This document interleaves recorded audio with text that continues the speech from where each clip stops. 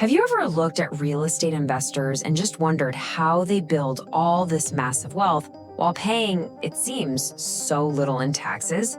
Well, you're in the right place. We're about to pull back the curtain and show you the exact tax code advantages that make all of that possible. So let's just start with the central paradox, the one thing that makes real estate so incredibly unique. How on earth can an asset that's growing in value, making you richer, also create a loss on paper that actually slashes your tax bill? Sounds crazy, right? But the answer is hidden in just a few really powerful interconnected tax rules. All right, so this whole system, it's all built on top of one core idea. It's the engine that literally powers everything else we're going to talk about, and it's called depreciation. Here's the deal. In the government size, the physical building, the roof, the walls, the whole structure is slowly wearing out. And the thinking is, because of that wear and tear, you, the investor, get to deduct the building's entire cost as an expense over a set period of time. Now here's the magic part. This is a paper deduction. It has nothing to do with real cash. It just happens every single year, even while your property's actual market value is going up and up. So what does this actually look like with some numbers? Let's take a super simple example. Say the building part of your property, not the land, just the building, is valued at $550,000. The tax code lets you divide that value by 27.5 years. And just like that, boom, you've created a $20,000 paper loss that you can use to lower your taxable rental income. And you get to do that every single year for almost 3 decades. Okay, so that $20,000 deduction every year is pretty great.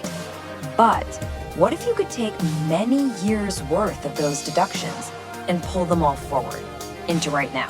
Well, that's where we stop using the standard engine and we bolt on the supercharger. You see, the standard method is slow and steady. It's like a little leaky faucet of tax savings. Drip, drip, dripping every year. But there is a way more powerful strategy that lets you basically open the fire hose. It front loads all those deductions, creating a massive tax impact in the first few years you own the property. And that's exactly when you need that cash flow the most. And this is exactly how the pros do it. The technique is called a cost segregation study. You basically hire an engineering firm, they come in, and they identify everything in the building that isn't part of the core structure. We're talking carpets, appliances, lighting fixtures, you name it. The tax code says those things wear out way faster, like over 5 or 7 years. By segregating their costs, you get to write them off at lightning speed. We're talking about deducting 30, sometimes even 50% of the building's entire value in just the first few years. So now you've got this huge pile of paper losses. The next logical step would be to use them to wipe out the taxes on your main job, your main income, right? Well, not so fast. There's a big roadblock, a wall that the government put up specifically to stop you from doing that.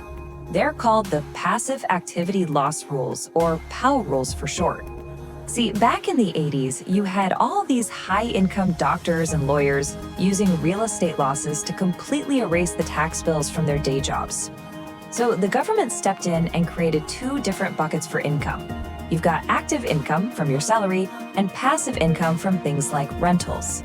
And the PAL rules say you cannot mix them. Passive losses can only offset passive gains. End of story. But, and this is a huge but, the government left 2 very specific keys that can unlock the door between those 2 buckets. If you can meet the really strict requirements for one of these 2 paths, you can reclassify your real estate losses as active. And that lets you use them to directly slash the tax bill on your W-2 salary or your primary business income. The first key is really for the people who live and breathe real estate. To get what's called real estate professional status in the eyes of the IRS, you have to prove it's your main gig. That means more than half of all your work hours and at least 750 hours a year have to be in real estate activities. And I'm telling you, you have to keep perfect, meticulous time logs, because if you get audited, they will go over them with a fine-tooth comb. Okay, now for pretty much everyone else, this second path is the secret weapon. It's a special exception just for short-term rentals. Think Airbnbs. If the average person stays in your property for 7 days or less, the IRS starts to treat it more like an active business. And to get these huge tax benefits, you just have to materially participate. Usually, all you have to do is check 2 boxes. Spend at least 100 hours a year managing the property, and spend more time on it than anyone else you might hire, like your cleaner.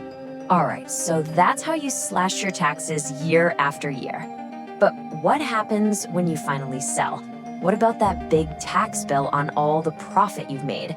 Well, you guessed it. Real estate has an incredibly powerful answer for that too. This right here is the legendary 1031 exchange.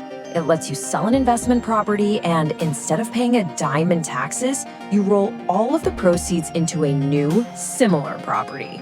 Here's how it works. The clock starts the second you sell. From that day, you have just 45 days to officially identify potential replacement properties. And then you have a total of 180 days to actually close on one of them.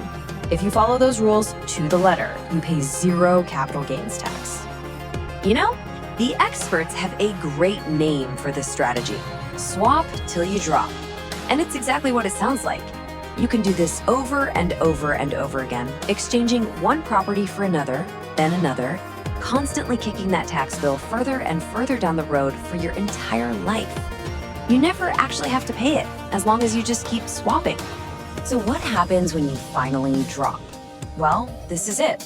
This is the final and frankly, the most incredible piece of the entire puzzle. When you pass away and your heirs inherit the property, its cost basis gets stepped up to whatever its fair market value is on that day.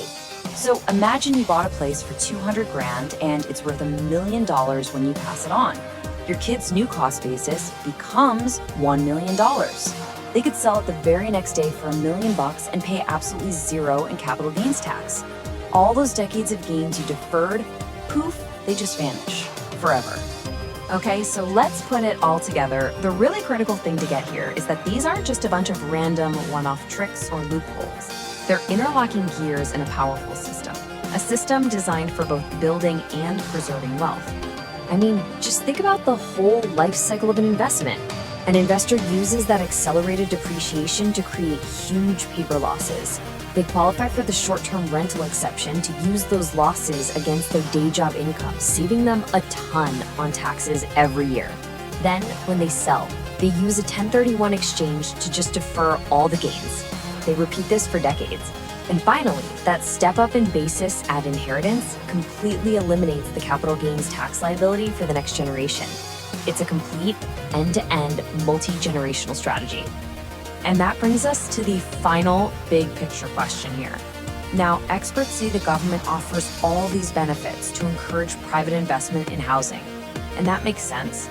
But when you step back and you look at how perfectly these rules lock together, from the yearly tax breaks to the indefinite deferrals to the final permanent elimination of tax, you just have to wonder, was this system intentionally designed to make real estate one of the single most powerful engines for transferring wealth from one generation to the next?